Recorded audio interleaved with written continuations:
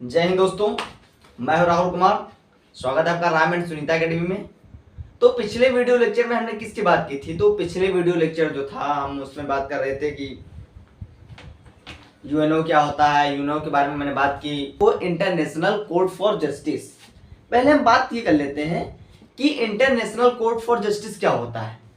इससे मान लो क्या होता है, डिस्ट्रिक्ट लेवल पे अपना क्या होता है, डिस्ट्रिक्ट लेवल का अपना एक लोअर कोर्ट होता है। मान लो डिस्ट्रिक्ट जैसे कोई जिला है तो जिले के जितने भी मामले होते हैं वो कहा जाते हैं लोअर कोर्ट में जाते हैं। इसी तरह स्टेट का क्या होता है, अपना कोर्ट होता है। जो राज्य के मामले होते हैं तो स्टेट के बाद विवाद के मामले होते हैं वो कहा जाते हैं, वो स्टेट में जाते हैं। जब कोई मामला स्टेट हाई कोर्ट नहीं सॉल्व कर जाता फिर वो कहा जाता है सुप्रीम कोर्ट में जाते हैं। इसी तरह से क्या होते हैं, जब एक देश दूसरे देश के साथ, जब एक देश का विवाद दूसरे देश के साथ विवाद चलता हो, विवाद हो चाहे युद्ध का हो, चाहे वो जमीनी विवाद हो या किसी अदर चीज को लेकर विवाद हो, तो वो कहा जाता है, वो जो होता है अंतरराष्ट्रीय कोर्ट फॉर जस्टिस मामले कहा जाते हैं। वो सारे मामले जाते हैं इंटरनेशनल कोर्ट फॉर जस्टिस क्या कोर्ट। फिर इसमें हम बात करते हैं कि जो अंतरराष्ट्रीय न्यायालय है इसके अगर हम इस्टेब्लिशमेंट की बात करें, इसकी स्थापना कब हुई, अगर हम इसकी स्थापना की बात करें तो अंतरराष्ट्रीय न्यायालय की स्थापना कब हुई? इसकी स्थापना हुई 3 अप्रैल 1946 को। तो यहां से क्या डालेंगे, यहां से डालेंगे इस्टेब्लिशमेंट।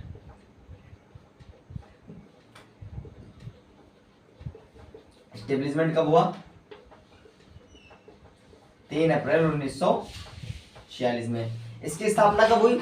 इसकी स्थापना हुई 6 अप्रैल 1946 को। अगर इसके हम हेडक्वार्टर की बात करें, इसका हेडक्वार्टर कहाँ है? तो अगर इसके हम हेडक्वार्टर की बात करते हैं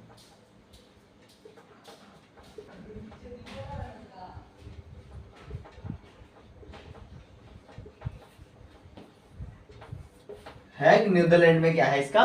हैग नीदरलैंड में इसका है हेडक्वार्टर। अगर हम बात करें नंबर ऑफ जजेस की, कि इंटरनेशनल जो कोर्ट फॉर जस्टिस है यहाँ पे नंबर ऑफ जजेस कितने हैं, कितने यहाँ पे जजेस है? तो नंबर ऑफ अगर हम जजेस की बात करें तो वो है तुम्हारे 15। यहाँ पे कितने न्यायाधीश हैं?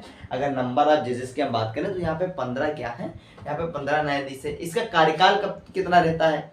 तो इसके अगर हम कार्यकाल की बात करें, इसके अगर हम टेन्यूर की बात करें तो टेन्यूर रहता है 9 ईयर्स।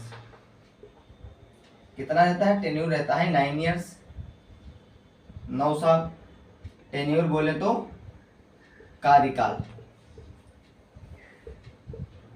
जो इंटरनेशनल कोर्ट फॉर जस्टिस है इसका कार्यकाल कितना रहता है? इसका कार्यकाल रहता है 9 साल। ठीक, उसके बाद में हम बात करते हैं कि इसी में जो इंटरनेशनल कोर्ट फॉर जस्टिस होता है इसमें एक और पॉइंट रखेंगे, टू जजेस can not at the same country. जज कितने होते हैं? जज होते हैं 15। फिर यहाँ पे क्या बात कर रहा है, जज 15 होते हैं, मगर यहाँ पे उसने क्या बताया है? यहाँ पे बताया कि 2 जजेस can not at the same country, कि 2 जज, एक देश के 2 जज नहीं हो सकते हैं। एक देश का एक ही जज हो सकता है, एक ही जज बन सकता है। कौन? इंटरनेशनल कोर्ट फॉर जस्टिस के लिए उसने क्या कहा कि 2 जजेस can not at the same country, कि एक ही देश के 2 जज क्या इसमें नहीं बन सकते हैं, एक ही कंट्री के 2 जज इंटरनेशनल कोर्ट फॉर जस्टिस के नहीं बन सकते हैं। लैंग्वेज ऑफ द कोर्ट की अगर हम बात करें कि कोर्ट की लैंग्वेज क्या है, तो यहां से डालेंगे लैंग्वेज ऑफ द कोर्ट। अगर कोर्ट की हम लैंग्वेज की बात करें कि कोर्ट की लैंग्वेज क्या है, तो कोर्ट की लैंग्वेज है फ्रेंच एंड इंग्लिश। कोर्ट की लैंग्वेज क्या है? जो इंटरनेशनल कोर्ट फॉर जस्टिस है इसकी लैंग्वेज है French and English.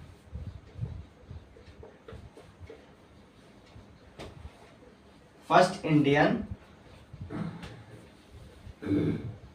Chief justice in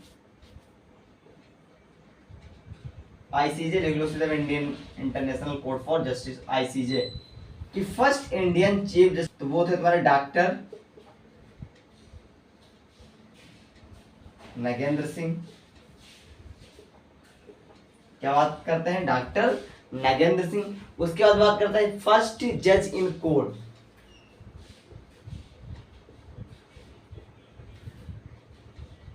first जज इन कोर्ट, कोर्ट के पहले जज, तो बेनेगल रामो रॉय। कौन है वो है तुम्हारे बेनेगल रामो रॉय। तो यहां से मैंने क्या बात की, यहां से बात की Indian chief justice in ICJ कि पहले भारतीय चीफ जस्टिस कौन थे इंटरनेशनल कोर्ट ऑफ जस्टिस के, तो डॉक्टर नगन सिंह। फर्स्ट जज इन कोर्ट, कोर्ट के पहले जज, तो वो कहते हैं तुम्हारे बेनेगल रामो राव। उसके बाद हम क्या बात करते हैं, उसके बाद बात करते हैं प्रेजेंट प्रेसिडेंट ऑफ आईसीजे कि आईसीजे के पहले प्रेजेंट टाइम के वहां के प्रेसिडेंट कौन है। तो यहां से क्या डालेंगे, यहां से बहुत अच्छा पॉइंट डालेंगे, प्रेजेंट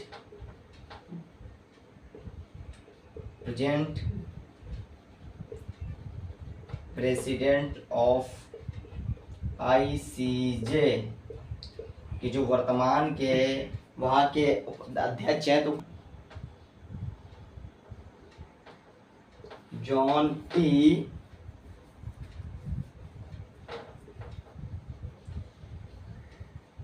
डोनग्यू। कौन, जॉनी डोनग्यू। और जिसका जज होता है, जो इंटरनेशनल कोर्ट फॉर जस्टिस का जो जज होता है वो कौन इलेक्ट करता है। तो यहां से बात करते हैं हम एक और पॉइंट,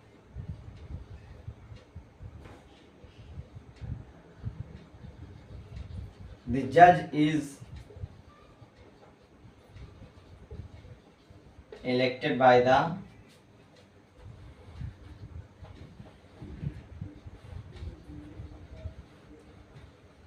सिक्योरिटी काउंसिल एंड